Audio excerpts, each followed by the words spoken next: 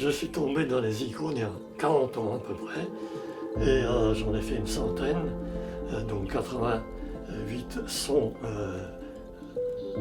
enregistrés sur mon site Iconana. Pourquoi? Parce que j'ai 88 ans maintenant et que je pensais que j'allais jeter l'éponge ou le pinceau.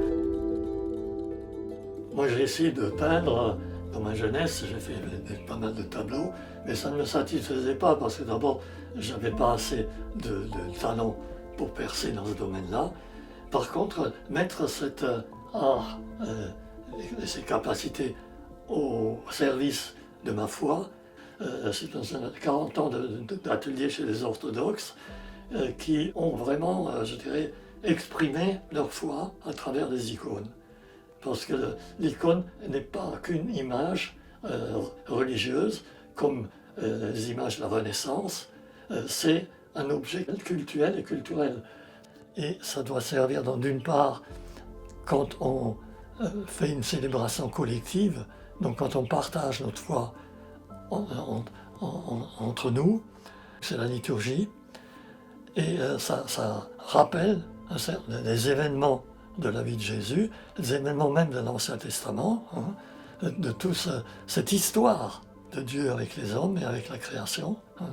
Et puis en même temps, au niveau individuel, ça peut être un support de méditation, un support de prière, pour entrer dans le silence, dans la communication visuelle.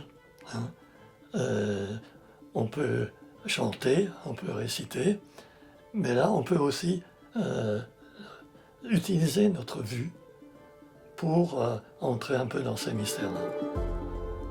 Peindre une icône, en fait, c'est une sorte de méditation.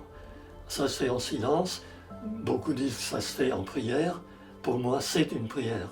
C'est pas anodin, on essaie de percer un petit peu ce monde spirituel pour nourrir soi-même sa foi. En fait, j'ai fait ma théologie, c'est-à-dire j'ai approfondi ma foi en peignant les icônes, en peignant évidemment Jésus qui est pour nous vrai homme et vrai Dieu, et surtout ceux qui lui ont ressemblé, c'est-à-dire tous les saints. Donc c'est des gens qui se sont mis dans les pas de Jésus, qui l'ont essayé de l'imiter, et qui ont donc laissé transparaître quelque part de cet amour de Dieu.